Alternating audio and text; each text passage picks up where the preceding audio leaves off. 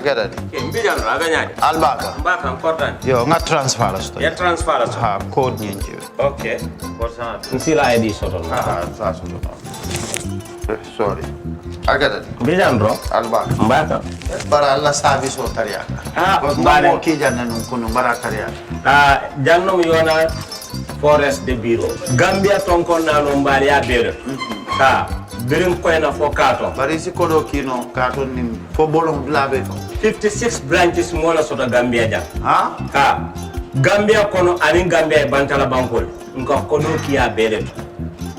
Kodo sifa fo falindiro fo nyaadi lafta même na kodi to poto nin kodi maraw. Jannom number 1 ti nyonta. Andum fana nata anoda enterprise sotale. Wolam nyindi ko domorol fana kol fana be firale de dadi man domorol din fana beteat. Gambia dawda yalo ngam fa kendol sotale je. Wo moy odiat ha. Apelenta baraka ni na lafta nyelen kendol e bina. Yalo bu kanyi la ko la baraka ba. Yalo ndel chosano lo. Abaraka.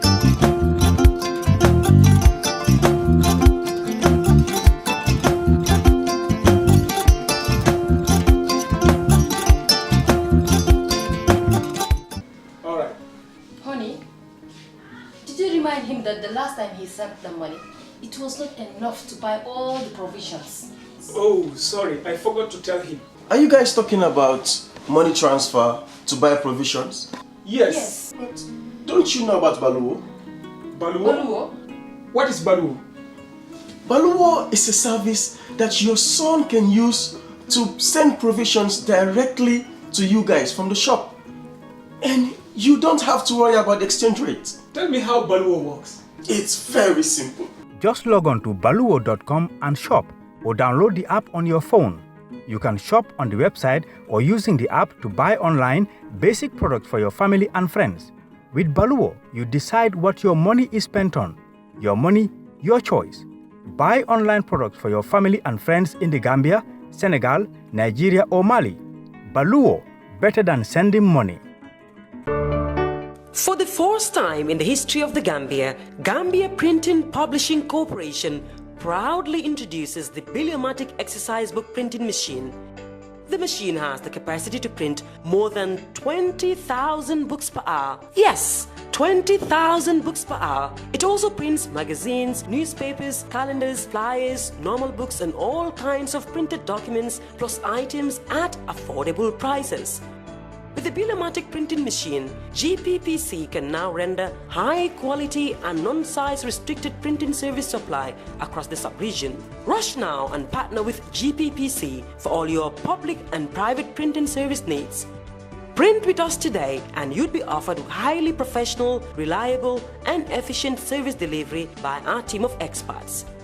The Gambia Printing and Publishing Corporation is here to meet all demands and is reliable at all times. For more info, contact us on 437-4493 or 437-4402. GPPC is Gambian and it's yours.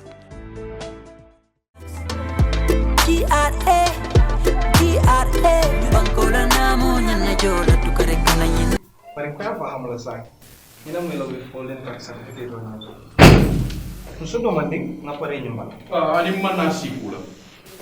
Na kibaro lo soto kabonna banto. Itole mi itande na linga minti invoice bala mangi kilo. Yamna man filo soto alla jogo ba. Hani mon filo soto kanto silula ke mo. Nkata ko wala bondi je ka fo me wi fo len tax. Wi fo len mu. Kabre mo mala ko lew dal. Mu ne fo mo wati. Hey, yalla tembe me fole. Ila boss man na sai al benda ko be jola sai. Holding tax. Coming aya fonye nyami wala mnamuti membe larin contract jolta kabo contractor la jolto ika do kuwal menke anin ika safari to ning supply abe wol kono technical wala consultancy services sidula ke modo sidula tak ika wala bondi Gambia dingol tato anik sidula tanelu wala ka bo safari la tato mun yalo ko wol make Gambia dingoti mi yeta do kuwala ika fo mi contracti wala nyanda kanyi namo jo tata Gambia office bunda to mun yalo ko wala be marare na namo la ko ke nyalla andu joro anyanda kera karo men ya kuntu ka boyle joto wala karo men be wodo man janning ala titan dilo de timman Sa mun de la na faade wo ila na faamu min dige wala min diko mais certificate le dire la mi alon ko ni bita jiade ibo wala sambala nyola mu nekk da sibla tan ñi na le min bonne na imposo wasidu la tango wala be bole ile ko doto inyata kamu jona modo ye so akamuna o sibla tan ñi mu ndela advance na mu jolde bo wala nyama ba ko wajanta ka ñim fonte ndul be ngaro ne ko bankola yurwana la ñanta be sunni banku di wala na mu jolla ana wato ñing kibaro potanal ye Gambia Revenue Authority le nimmil lafta kuma koyo sotola ila namoto ika famie withholding tax akata ye futa GRA la bundato min sutiya tela Gambia Revenue Authority ibe namu kaniwala bankola nyato tale GRA bankola namu nyana jola tukare kana nyina.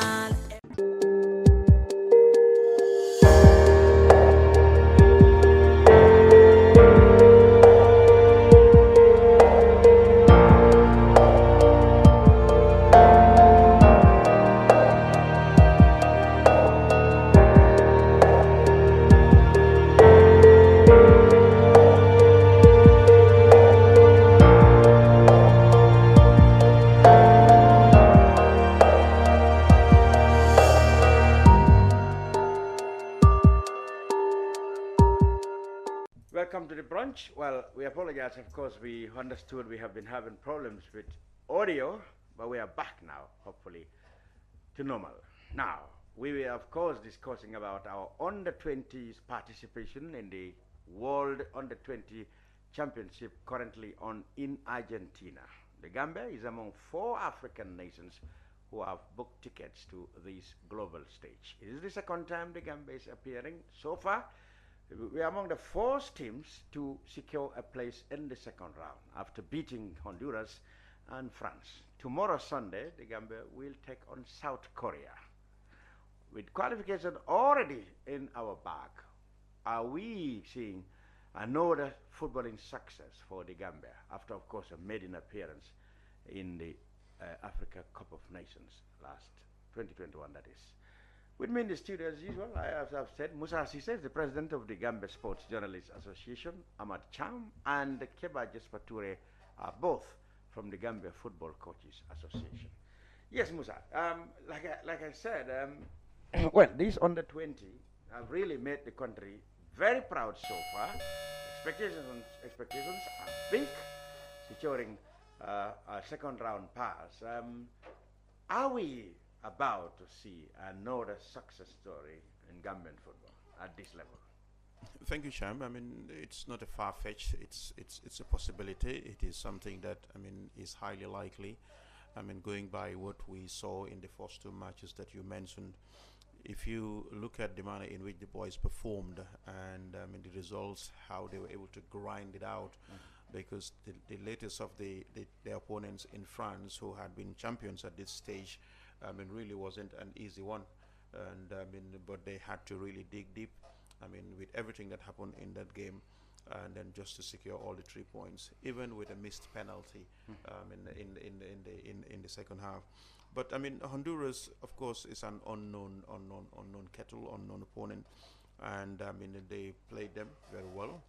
But in football, if you don't know opponent, as coaches will tell you, you just play your game. Your game is just prepare to the best of your ability, to your strength, and take on your opponent, because your opponent equally doesn't know you. So you equate to what you have. But yes, let's dream. It's a possibility. And in this game of football, I made a comment that there is no respect for status at this level. So you just have to go out and do your thing and hope that it goes your way, Cham. Ahmad, you attribute his success so far to the styles, and perhaps the history that the coach has with the team and his own history as a defensive midfielder or defensive player in the national team. You said those are the philosophies he's imparting on the boys. Yeah, as I said, as coaches, it is stated in coaching that every team mirrors the coach. That is, it is the attributes of the coach that are seen on the team. And the attributes of Lai, this is exactly what we are seeing in the team. Lai, as a football player, was somebody who had a never die attitude. You have to go 100% for everything, fight for everything. He's hardworking. And he's very humble. And if you look at the team also, they work very hard, and generally it's a very, very humble team. And one advantage he has is 99.9% of this team all played in Gambia. The only one player did not play in the Gambian league, and that is Lamin Cham. And you will see that when Lamin joined the team in Egypt, he struggled to gel with the players, and because he struggled, he found it difficult to show what he was in a position to do, his abilities. But you will see that when he came back, it's a different story. He's used to the players, he know the players, they talk, and he just came in straight into the team. Even if you saw the interview they had with Adam, jokingly pushing and pulling about the mic and all those things. So now they are getting used to each other, and because they are getting used to each other, you'll see that his performance level is there. And it did not only show in the first game, because in the first game he came in the second half and completely changed the way the team played, came with a lot of aggressivity, did extremely well. In the second game he did the same thing and was in a position to score the second goal and the winning goal against France. So the team is up there because we have a coach who is very aggressive, who believes in keeping the ball, who believes in technical players, and the technical players are aggressive and they have a spirit. Like we will discuss the individual performances later. But yes, Ture, you were talking about the history of the team and the preparations, the technical preparations up to now. I mean, this journey started way back, especially for this crop of players in the WAFU zonal championship, which they won, and then which qualified them to the continental level, and they were vice champions against Senegal. So far, they seem to be doing better than Senegal. So take us back through. Why do you think we have such a team that's so confident? My impression really was that I've never seen a Gambian side play internationally with so much confidence as these boys have shown, especially against France. Yes, Lamin, remember this team has gone with a very powerful delegation. And as Ahmad said, not much changes in the setup of the team. You still have Bakari as the head of delegation from the AFCON. Currently, we had the president of the federation there. Marshall is with the team there. We get Sang Dong, the technical director, is with the team. The team administrator was a former professional, Mr. Jan. Still get Parfait as a team manager. Parfait as a team manager, former president, and again one of the most senior experienced coaches. So the team has everything possible to make that team what it is today. And remember, I was with the team in Egypt. As Bakari said, he has a camp to run, and that's true. This is a very disciplined team. You go and see them when they are in camp. They had everything in line. So the captain leads every communication through after dinner. They are room after training. Everybody is indoors. It makes what a professional player look like to be, and we can't forget those people behind the scene. Okay. Football organization all comes with the federation. Kudos to the federation putting that attention and willing to pull that million out into the team. Well, this FIFA, Musa, just regard this as the platform for future football stars. This is where Maradona, that's how to call it. All of them. All of them, yes. All of them. All through, even this Manchester City star was much recently under 20 player. So this is seen as a platform to give, showcase future generation, future stars. Already our team is attracting attention, especially Adam Bojang, the Steve Biko guy. Now it's seriously linked with Chelsea now. Individual, I mean, in that aspect, is Gambia gaining already? Yeah, of course, we are. Yeah, of course. I mean, this is what we want. And Cham, let's put this thing into perspective. And I think this is important that we discuss this thing, because most of the time we've been found guilty of really, speaking out of context when it comes to youth football and what it means and what it entails. Firstly, youth football, the coaches are here, Ahmad is here, is all about developmental football. It's all about, and of course for us as Gambia, this is the best crop of players that we could put at this level, and these are all from our leagues. And these are the best we have in our leagues at this level that we can put together from different teams to showcase what talents we have in the Gambia. What are talents for in this global game? they are not to be bought. They need to be spotted, knocked shot, and sent to the wall. Every single team that has a player in this team wants your player to be, I mean, snatched. Yeah. Everybody, even if we have all the teams, I mean, identified by potential, suitors from Europe or around the world, that's what the federation wants. That's what the teams want, because that's their source of livelihood. That's their source of income. But when it comes to monetarily, I mean, these players are not entitled to any wages. Wages in terms of, this is the confusion we always like to say, and then the coaches are here, they will help me clarify these things. Now, they need to be paid. No, you don't earn at this level. All that you are given is your appreciated and token given for your efforts, which it is a practice. If you want to compare, for example, I mean, you know, this would be happening, I mean, and talked about in different cycles. Yeah, we need to pay the boys. We need to pay the boys. We pay incentives. Thank you. Even the national team. Yes. We don't pay, we pay them, we give incentives. But it's a different thing completely. But when we put it into context, as we are saying, but in response to your question, these boys, honestly, and I believe, I mean, with the crop of players we have, we talked about Adama Bojang. Adama is on everyone's lips at the moment. Yeah. My view is that the Gambia is making the headlines for all the right reasons, and long may it continue until to the end. Yeah. Adama is one player.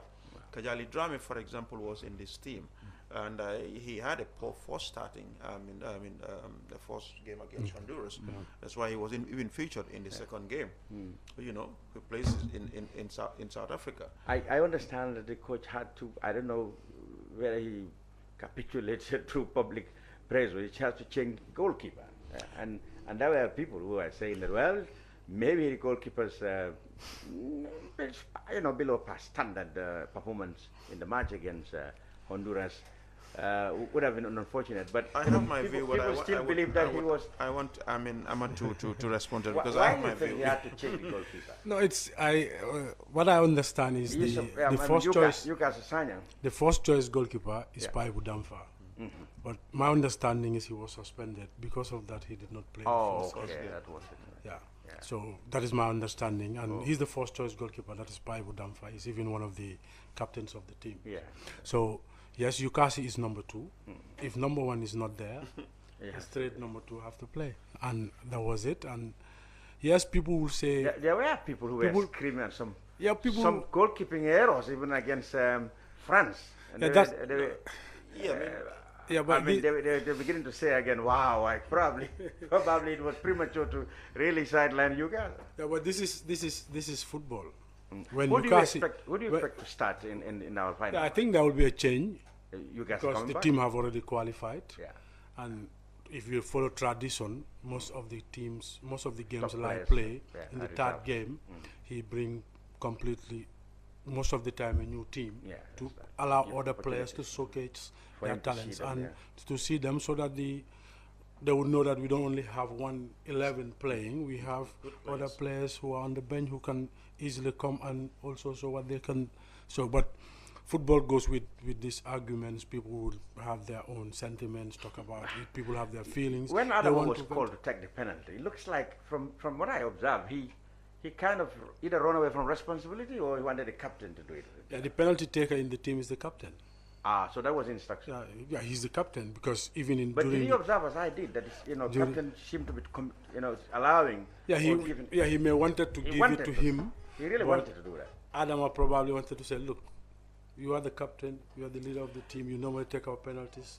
Was Adama running away from? No. As it happened with the captain. No, Cham. Well, let me not. Of course, I should think that if he was in the run for, leading goal scorer, it's natural. He should have been given the chance. I think the captain was right in offering. Yeah, but the thing is that Ahmad will tell you that in any setup, in any match before you, in preparation to the games, you prepare yourself, and whoever is going to take the penalty is identified before the game. Yes. Yeah. Anything that happens, as Ahmad, he's the penalty taker. He's the corner. He's going to take the corners from either from left to right. He's going to be. I think the captain probably seemingly offered because he probably wished him to continue scoring so that he can be in pole position for the leading goal scorer of the tournament. Yeah, that might be the case, but you would see that probably Adama, being that humble kid, would say, "Oh, It's your responsibility. Take it. It's not that I'm afraid it's a big responsibility. No. The captain eventually lost the penalty. I mean, but the team redeemed themselves and eventually had a victory. How would it have been if we have been beaten, you know, God forbid, in that match? How would the captain, wouldn't we have lost confidence? Wouldn't we have lost the captain's confidence? No, not necessarily, because I Jasper was in Dakar when in chess when we lost to Senegal in the first game by 5-0. We were on the way traveling to Dakar together. So this team always know how to redeem themselves. They were in a position to redeem themselves and come back and defeat Senegal in the finals. Can you imagine? That's even sweeter. So if he had lost, but fortunately he had lost the penalty, but we won the game. And because we won the game, we might not be discussing the penalty issue. Yeah, that's why the captain really would have been thanking his stars. We won the game. Came out with a victory. And because we won the game, now we are thinking of probably resting some of the players to give others the opportunity to play. Because when we played in the AFCON, in our last group game, it was only the team captain who started that game. And in this case, probably he might also start, the two centre-backs might also start the game, because we don't know what is the state with Moses. Moses Jaju, yes. What is his? Because he was injured during the first game and did not feature in the second game.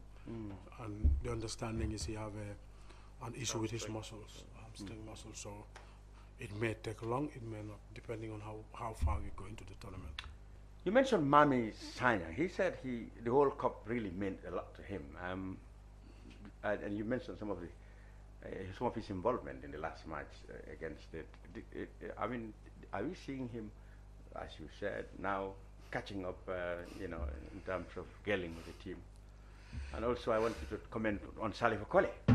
Yeah, the truth is, Mamin being a player who is not living in the Gambia and being a player for one of the biggest teams in the world, the top team in German football, Bayern Munich, and he was in a position to meet Sadio Mane, because when he went back, he was invited. He said Sadio inspired him.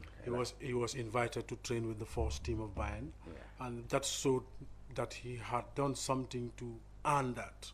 He did not only play in the Bundesliga 3, that is their third division team, but he was in a position to be called to train with the first team, so that's a big thing.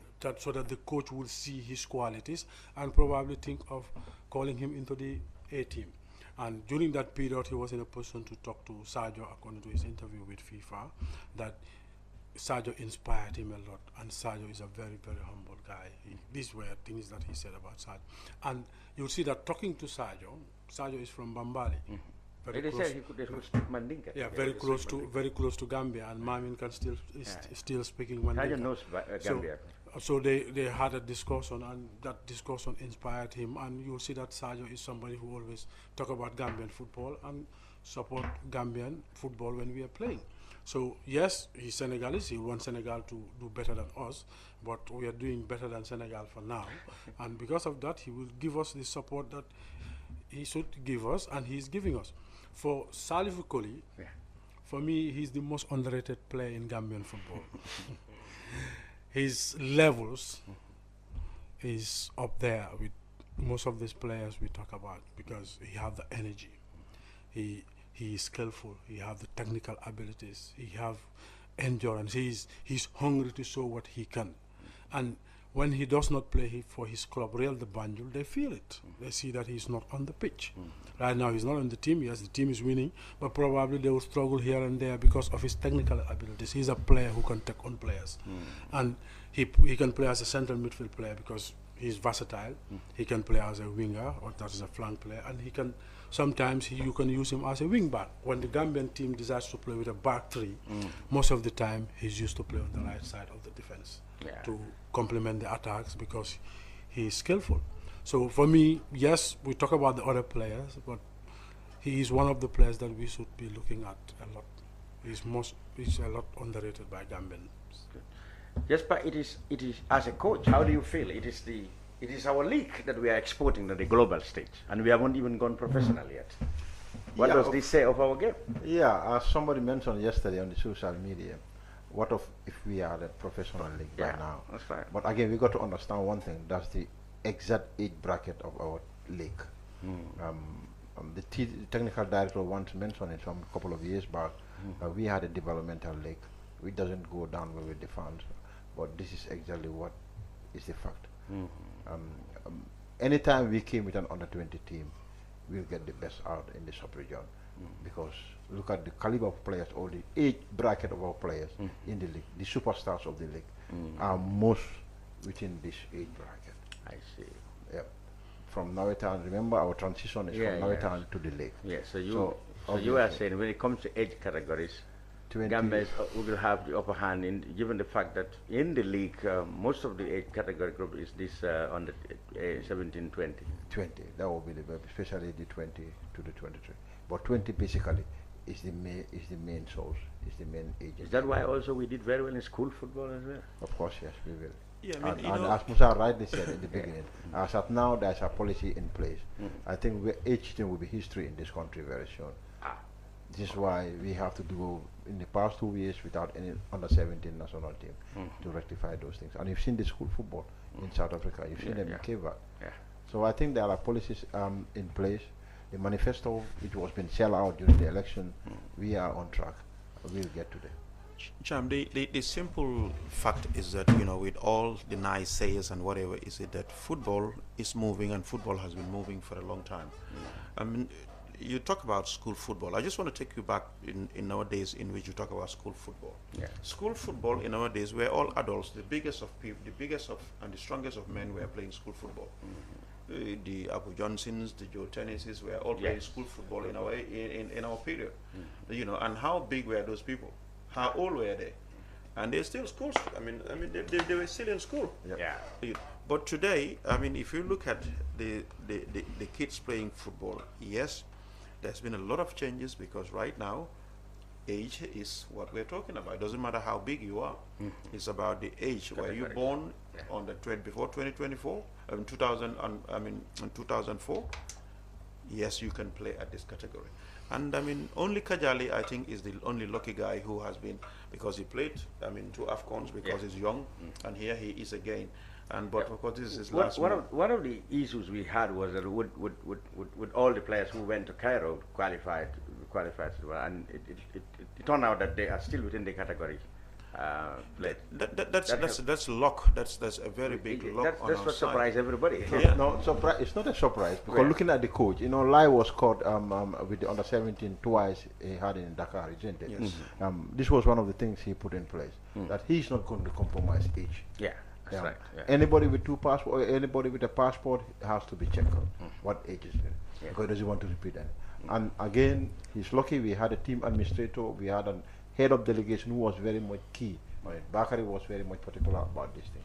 So, and kudos to the. I tell you, there are people behind the scene who need to be commended. You get pair of the federation. That's the protocol officer. He's somebody who is very much particular about these things, and he works immensely to see that these 8 things have been right. People have been given their right numbers to make selection easier for the coaches, and to see that this was pre-planned. So because the World Cup is the highest stage, but we're going to the AFCON, the WAFO, we're expecting to qualify to the AFCON, and again we're expecting to qualify to the World Cup. So we need an age bracket, as Musa rightly said. It has to be people who are born within such date to cover the World Cup. So this was being put in place. This was a program from the technical department, and we make sure we've achieved it. And you can rightly say, we had all our players from the WAFO down to the World Cup. How are the other logistics? We wanted to get in touch with our boys in Argentina. But of course, we were told that they're on a training, and we will try before we come off air, see whether we can get an update. But how are their preparation, the logistical preparation? I mean, the last time the GFF said, or rather the ministry gave 5 million when they reached, I mean, the government through the president, $5 million, I guess, when they came from Egypt. This time around, do you know of any government intervention?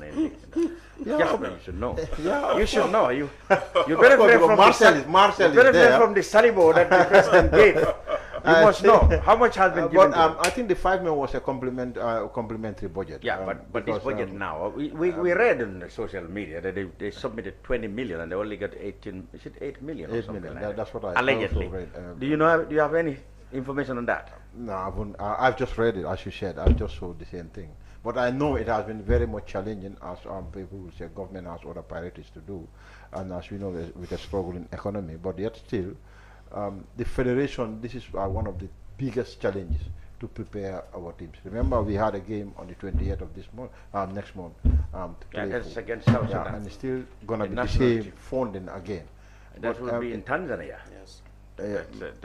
That's against South Sudan. Yes, they'll be. Well, they don't have a stadium like us. They host matches in Dar es Salaam. Yeah. So at the moment, it looks like we're going to Dar es Salaam to play there. At the end of June, is it? Yeah, June 20th, not end of June 20th. Around the 20th, yeah. So that's a couple, about less than a month. Yes, less than a month. So that's the biggest challenge the federation is facing as of now. But with the minimum resources, I think, as Musa said, we know there is no monetary junior category. But from the AFCON, the federation came. Well, when you say there is no monetary, I mean, somebody will say, look, you still need airline tickets. You still need. No, I mean from the organizers. Okay, there's no prices. Yeah, that must be understood. There's no cash price. Now you're talking. Yeah, now there's no cash. Yeah, that's what we meant by that. This is why we talk about this. But for the budget, it still remains the same. Exactly. More so if my bonuses have been paid. We had every win that in the AFCON, every win was at €300. So either that stays in the World Cup or not, but still there's much bonuses. Remember the Sport Council director is with the team in the delegation. So that's a powerful delegation. I saw permanent. Was it? I saw two. Yeah, the one or two. one or two sports ministry of sports. Jao is with. How many of them are there? Jawara is also there. Director of sports. Yeah. Three from the Ministry of Sports. Yeah. I mean, 3 of them. 3 of them is there. Why is it that we have a lot of Ministry of Sports officials whenever they give money to, because they don't go when they don't give money, but wherever they give money to the national associations, they go. Same thing with the national. They control their money. It's their money. They control their money. 3. There are other stakeholders who are supposed to be part of this. I mean, one of those. But I think that's a packet. No, but 3. Why do we need 3? We could have got a journalist or a fan. Thank you. I'm saying there are other stakeholders who are. There are other stakeholders who would have gone. There are 2 journalists already. I see the Ministry of Youth and Sports always have people represented where they give money.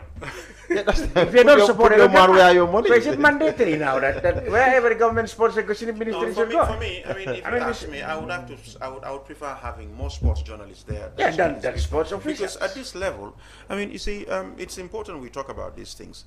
The sports journalists are the promoters, of this game, not the ministry, not the federation.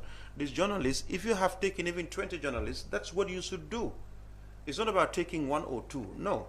FIFA would tell you, besides the athletes, the footballers, the next thing that on their list of most important people are this media and press. So, but you don't relegate those people, just giving them as a token, having taken a guy or 2. No. We would have loved to see more sports journalists covering our game, because these are the promoters of the game. Not the administrator from the Ministry of Youth and Sports, not the guy from the Sports Council. No. I have seen that these are budgets that need to be defended. Each time the government gives, for the sake of good practices, I mean, because we know that the sports press in this country cannot, no media house can send his or her reporter to cover these events for that long. No. But in terms of the progress that's being recorded, you need to carry your press and media along with you. And this is something that we need to be talking about and need to advocate for it, because it's the best practices being practiced around the world. By the way, of course, he's sports journalist, president. He has to talk about press. Yeah, of course. If you talk to people like Cham of the Scorpions fans club, I mean, you will say the same thing. Of course, yes. Yeah, but what we know is that fans carry themselves. Fans carry themselves. This is the only. No. Fans need support. They can't go to Argentina. They need support. Absolutely. A far-flung place like Argentina. Absolutely. They need support to go Absolutely. there. And none of them is there. Or is there anyone? Do you know? You are more close to the GFF here. Are they there? No. The delegates are the fans there. The delegation is the fans there. They are not there. The truth is that yes, Argentina is very far. Of course, it costs a lot to travel there. I mean, I would love to think that because they were in Mali because they was much likely to travel to Mali because the logistics are not as heavy. As heavy as Argentina. And Dar es Salaam traveling is money. They were raising even phone for it, but I don't think they could raise. But can't we find a way? I mean, within these resources that's available to make sure that at least there is a fair representation of the stakeholders. What I've seen in other particularly countries, funds are important. These fan base are supported by private sector or private individuals. You go to the Nigerian fan bases with yellow, with the blue. In Senegal, it's with orange. Yeah, I know. So I think we are endowed with African. Perhaps we should tell African. They have always been there. So that's for you, African. Yeah, if at all, I mean, if the federation, if for example the national team could not gather enough. In terms of finance to take care of their needs, the fans will have to suffer. Yeah. This is the reality because you don't need the fans to play. You need the players to play. Yeah. Well, that's a priority. Exactly. But then along the way we've got to recognize that fans, press, and maybe other stakeholders are integral part of it. Absolutely. So if we have resources that we can at least ensure that it's fairly distributed to cater for at least small representation of those stakeholders. But again, Lamin, don't forget that you're talking of something. You just talk of something here. These budgets are 60% based on the federation. Whenever a budget is given, yes, the ministry came in, but is it fully covered? What I'm trying to say is, each time the ministry fund, they put 2 or 3 people, the minimum 1. To do that. Is that to administer the money they give? Or I give the money, so I pay the 500. I think the sport council will be at the better position. From the sports council, you have the executive secretary, and you have another a media person. Okay, who's there? Adam Amane. So these are things I don't understand because the sports council is not promoting our game; they are the technical arm. So you talk something, and these are things I like to discuss privately because I don't know exactly what how it all came about. I am in defense of what it is that the press and media needs in terms of this when it comes to these events. Unlike the AFCON, yes, there was money, there was budgeted here and there, but yes, that's our senior national team. This is also one big event in which probably we should have even given a lot more attention, attention closer to what was given to the senior national team. But that wasn't the case. But finance would always be an issue. Finance is always an issue. I can understand events that have national that require national representations, like the Commonwealth Games. Yes, you need government to government. The All Africa Games, government to government, perhaps. But a single football match. I mean, you give money to the federation concerned, but you still want to be there. I mean, ministry officials want to be there. It's just a match. I can understand Commonwealth Games, I can understand All Africa Games, you need the government to be there. Cham, I understand. Football match in there, just because we are giving money, we have to be represented there. So I think other stakeholders don't have an opportunity. No, Cham, let me I say think this that should be addressed. What happens is that, of course, during the AFCON, what happened was that the sports council guys were the ones administering the payments to the players because it's their money. I can understand. It's the same thing. It's still the same. So they are there. They are in Argentina right now because they are dispensing the money. I don't know who is there from the sports council because all 3 of them have to do that. What's the name of the guy, the accountant at the Scottish? Conjira. Yes, Conjira was there because he's the accountant. I can understand that, but in Argentina right now, you have 3 there. I think, Mr. Cham, I think this will come to rest if we have the funds that we need to take our sports to the next level. How about the funds we need should come from government? That is where I'm talking from. Because I think that's why the federation is also suffering because federation is taking monies that are not meant for the national team being spent on the national team. That's a problem. We have a problem. We all admit that we have a problem because there's never enough money from the federation because when these budgets are made and presented to the ministry, the ministry looks at it carefully and says, no, this is what we can do. And what happens then? The federation have to go and look for where do we get the balance of the money. You know, the federation, the ministry, I don't know, I mean, how they decide, but it's seldom the case when they will. Can you educate us here? There was supposed to be a sports levy. That is money exclusively dedicated to sports. Cham, that's never and enough. that's going to give. No, listen. That's How never much? enough. How much do Africell give them? That's never Hundreds enough. of millions. That's never enough. Why is that money not given to sports only? No, listen. I mean, that's what we should talk about. And that is now changed from sports levy to youth and sports levy. Youth and sports levy. Yes. So it's not. It's no longer sports and levy. Now listen. Okay, but even then, if that money is exclusively going to that, I think it should have gone a long way. Okay, can I what happens to that money? Can I come in here? I don't know what happened to the money. From your end as GSM provider, you gave how much money? No, I don't know the exact amount. Listen. How much Now just give me a moment. Now give me a moment. No, it's not a lot of money. Now please let me come in here. Thank you very much. As you had, there was a sports levy that was just supposed to be meant for sports. Yes. And to the Minister of Youth and Sports. Yes. But that money, even as minimal as it may be, cannot even serve football alone. So you mean... Allow, come on. Okay, yeah. Cannot even serve football alone. Yeah, with all that you're talking about, you're not talking about hundreds of millions of dollars. You know, because it also depends on the levy in... I mean, for example, my institution loan in Africell is the biggest contributor. So how much does that mean? For example, quarterly, you might be talking about 7-8 million or something like that. You know, just an idea. Yeah. It's not exact, just an idea. Okay. For a single international match, the federation would need, for example, $21 million, airfares, allowances and bonus and so forth. And the money that is given to the the ministry for this, you have others. Sports. That also need this money. You have other sporting. The youths also, because there's never enough money. There's never enough money. It's football that takes a lot. Football took the chunk of the money, and that's why other sports are also complaining. But because we all care and love football, it's our number one sport. So most of this money had to be, given to them, and equally because it's bringing in some good results. Other sports would say we are also bringing good results, but the level differs. The Olympians did very well. The Olympians did very well, yeah, but that's an individual sport, and this is a team sport. So, but they're all happy to. They all should make a case. No, our number one, Gina, our sprinter is still looking for quality, quality attachment in high quality institutions or training centers. In the United States, you wouldn't have it. It's based in Paris. That is true. An exchange between the high performance center in Dakar and clubs in France. Cham, that is the global setup of how these athletes are supposed to be molded and trained, because you don't want to be in Africa here and you want to send your trainer. They don't have enough money to be in the United States. That's where they prefer.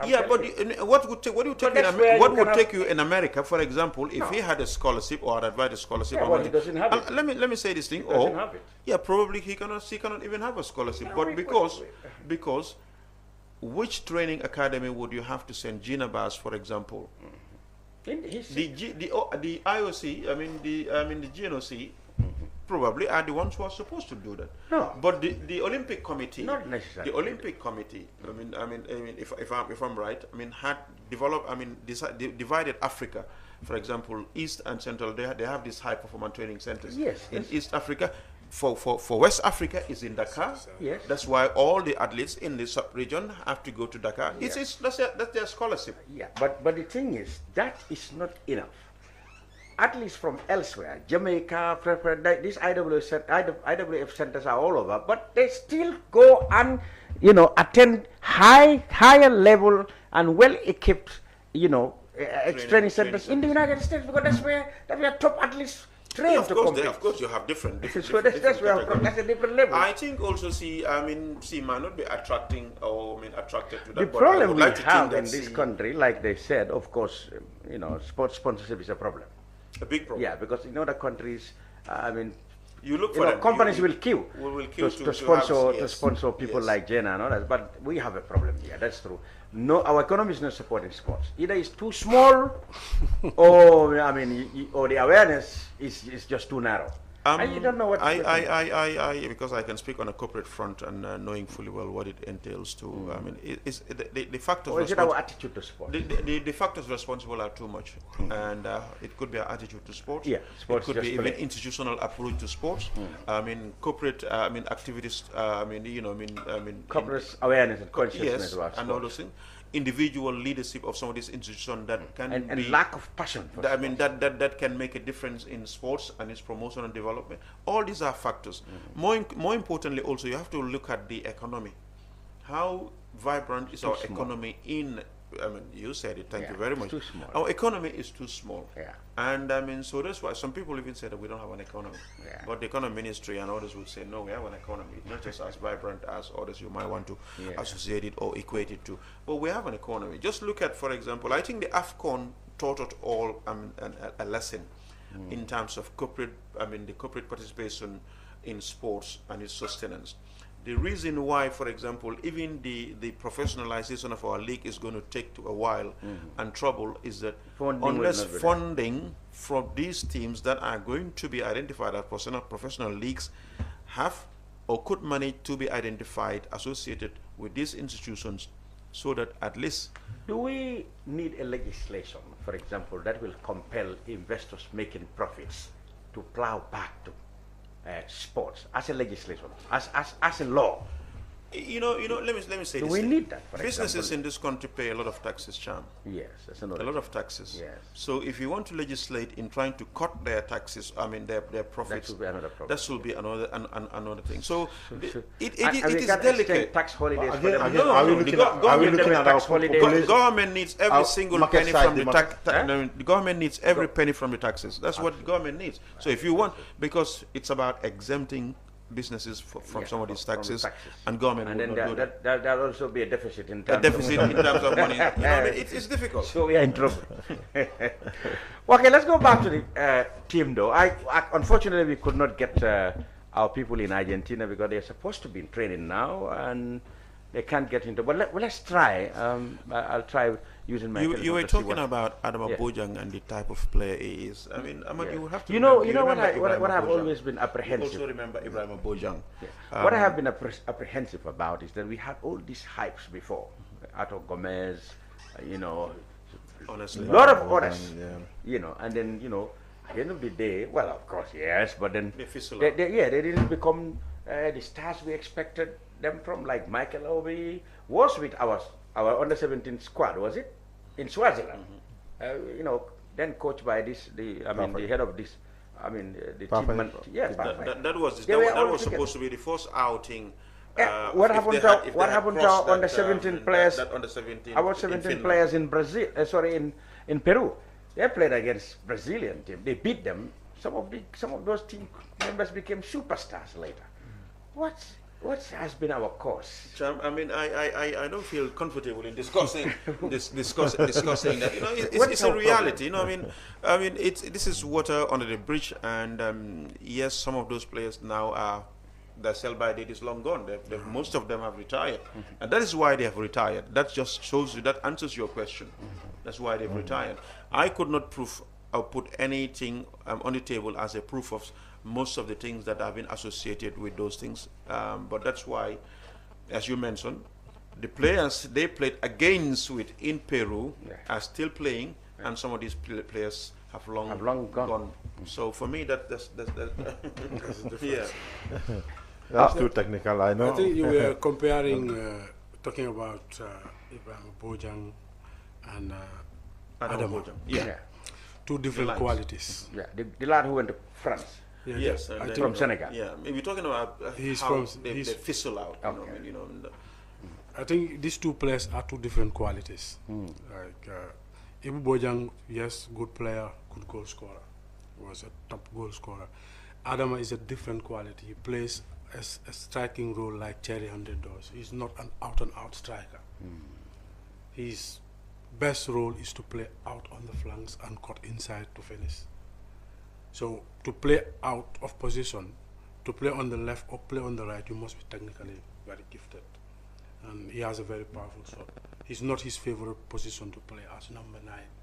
He would rather play on the flanks, cut inside and take a shot. So that's a different quality.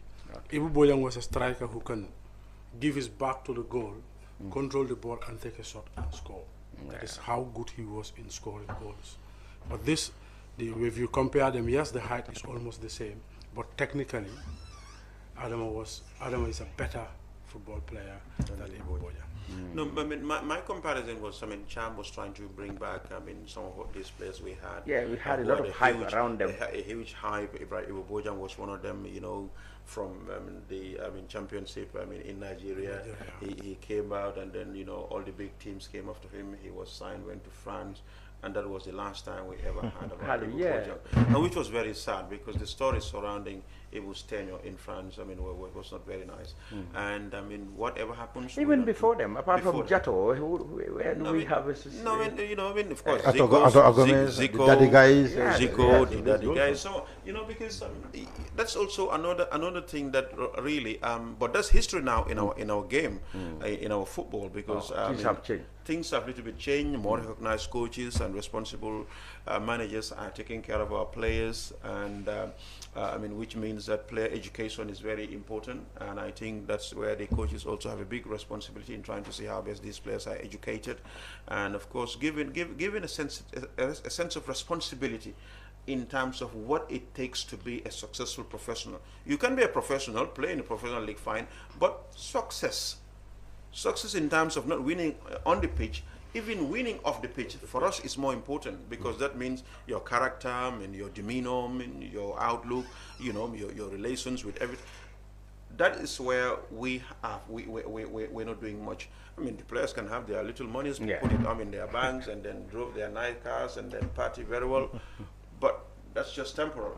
You know what I mean? So let's go to the technicians. You mentioned we might have, well, of course, now that we are very much sure that we'll play the second round. Which teams we're meeting? Is that again? England, Uruguay. Or Uruguay. Yeah, either. Wow, we will play the runners-up in that group. Both are intimidating names. What do you say? Well, after of course, after doing away with France, I don't think we have any reason to fear. But yeah, I like the wording of Bilal. That's Mahmoud. That they are big nations, but we are at a different stage, and we play in 11v11. The most important thing is we had a mission. They had a mission to complete. So I don't think they are seeing anything. As you said, if though it was a different stage, we once beat Brazil at that under 17 level. I think that boosts morale of these players when they were to face France. And again, we've done it again even after losing a penalty. So I don't think we're seeing anything ahead. And Lai is somebody, the coach is somebody who he builds his team as he moves along. So perfectly enough, everybody is ready for the challenge. As he said, we have enough time. The last game, anybody can come in, and we still have to rest our best players or our star players. I think the most important player in the team was Rashid. We're lucky he'll be missing the last game. He'll be prepared for the knockout stages. We can see his absence in the last finals in the AFCON. So better be. I think we are on the right track. We are beating South Korea, even though at the moment we are short of a place. But it's quite important for us to play to be the group winner.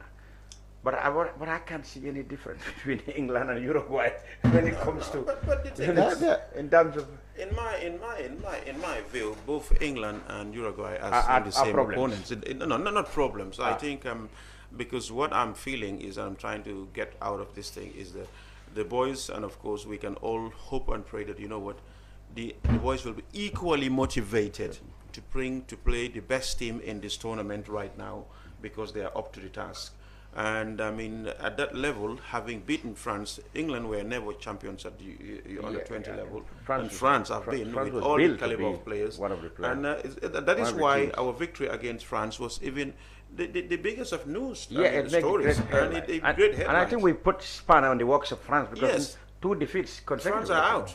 They are virtually. England, luckily, are up there. I mean, they can, because Uruguay are on 3 points. So whatever the case may be, we're not playing England. Most not likely. We're not likely going to play England. So especially if we could consolidate. I remember and win the before the 2010 World Cup. I mean, because we seldom play South American opponents. The first player to play South American opponents at club level was Mal when he went to play in Peru for Alianza, and which was also a first. When Mexico before this World Cup in South Africa, because they were supposed to play the opening game against South Africa, they never played against African opponents. They had to invite Gambia, to Germany in Bayreuth, to have that test game in there. That was before 2010. Yeah. And I believe South American opponents or Central American opponents are not that much a big problem for us because they play just like Brazil. Uruguay are a tough nut to crack. They are very aggressive, and they can also play organized football. But the team that we are talking about right here, our boys, I am of the view that the task that lies ahead in seeing them through to the quarterfinals is not any of these England or England or Uruguay who would stop them. Last word now, Coach Amat. Yeah, I think it's important for the Gambian team to enjoy the occasion because any of the teams they play, it is that team that will be under pressure to win and go to the next stage. We play with less pressure, and because we play with less pressure, other teams will find it difficult to go through or to beat the Gambian team, because if you play without pressure, you enjoy what you are doing. And when you enjoy it, you express your abilities freely. And that is exactly what is happening in this team. They play, they express their abilities freely because there is no pressure on them. They know their abilities, and nobody is telling them you have to win the trophy by force. You have to play, showcase the Gambia, show the world that there is a little country in West Africa called the Gambia, and we are here representing them. That's the only pressure they have.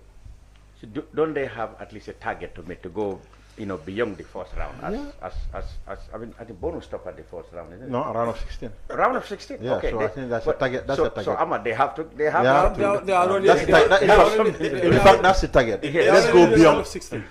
Let's go beyond the round of 16. Yes, whatever comes become a bonus. Oh yeah, they've already achieved the round of 16. So they're already there now. So they need to follow that. Play to go beyond that. At least to win the round of 16, and whatever comes, they're going to be a bonus. On them, or is it something that they openly put out to say that? Well, they know. Yeah, that's openly. That's openly. That's a target. Openly. Yeah, that's going there to make they must history. have been prepared. At least we've gone to the round of 16, and again, for the first time, we win our first game in the World Cup. So there are so many history attached to this team.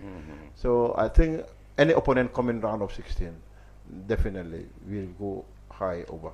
It is the same thing, Cham, as to what happened to Gambia in the AFCON. When you want to play us, let's be mindful of these small boys. Yeah. Because we have the youngest team and, of course, the smallest also during the AFCON. And we've become an unknown kettle. Following our exploits in the first round matches, could you tell Guinea that that we are going to see you? We surprise even ourselves. There you go. And that's what's happening right now. Moving on, because most of the players are doing very well in their various leagues. So, and that's if they continue that form or carry that form to the next two matches that we are left with. I can't see no reason why. Because South Sudan, if we beat South Sudan, we are home and dry. Yeah, that's the African Nations Cup. Okay, we will have time to talk about that though. So tomorrow is the final match of the group. In our Group F. Yes. Yeah. Group E. Group G. E. No, I think it's F. Well, whatever happens, it is our last match in a group, and it's against South Korea. Kickoff? 9 p.m. 9 p.m. Wow. All right. So we wish the young Scorpions. I've struggled to get people to stick to the names we give to the national teams. This one is young Scorpions, not the baby Scorpions. The babies are the under 17. Are the under 17. And there's only one Scorpion. That doesn't have a qualification. Can you imagine? And that's the national This team, is why the Scorpions. This is why even sponsoring, supporting some of these teams, even as for example, the sponsors of the National League, the names is always missed. And that's what you paid for. Yeah, That's another So thing. we have some problems. Well, but we have agreed. Well, we had what we call for an official naming of this, but in practice, we have agreed that under 20 is young scorpions, under 17 is baby scorpions. What we don't have a name for is under 23. At one time, I was campaigning for Olympic scorpions because they are the ones who go to the Olympics. But somebody said, how about the chanting? Well, the chanting also, we call them home or home. You know, they're still the scorpions. We still have a business to do with the female squads. How do we name them? You know, we say queen scorpions, some say lady scorpions. We need to put these things together, and administrators really need to come and sort this out, so that there will be a unique and one for every single team has a name, just as we all don't have our names. Okay. So whatever the name is, the Gambia under 20 will be in action tomorrow, and we give our prayers all out, all the way to Mendoza, where they are based. I hope that they come out the winner between them and South Korea. I'm going to contact my South Korean friends and tell them we're going to beat them. Thank you very much, coaches Lamin Cham and Keba Fatou and Musa Sise from the Sports Journalists Association. Thank you all. We will be back next week. Goodbye for now.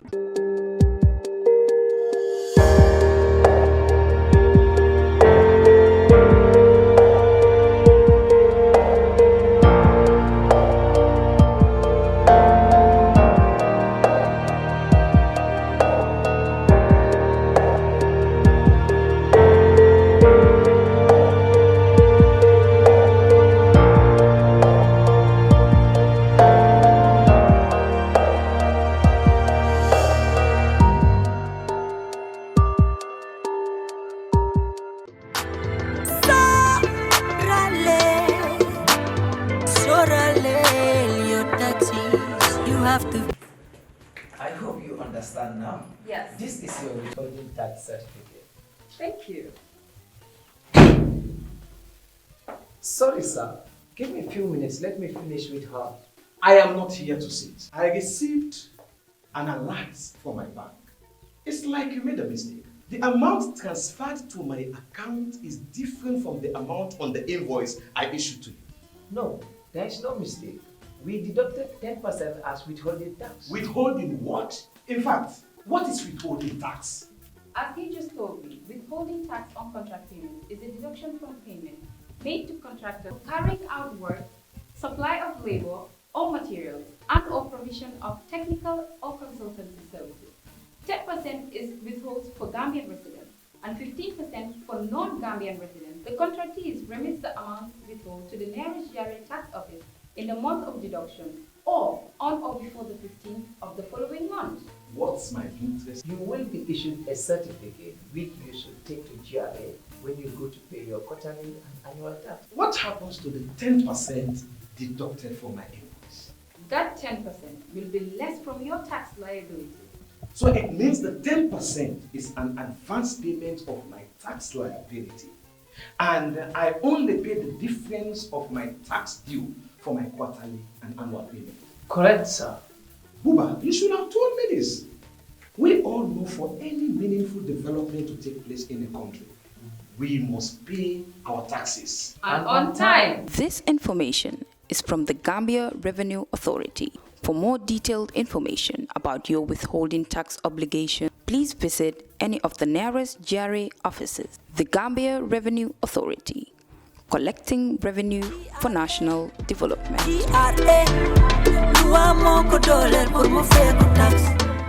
We live in a day and age where technology is creating a world without borders, filled with unlimited potential to improve the lives of the people around us.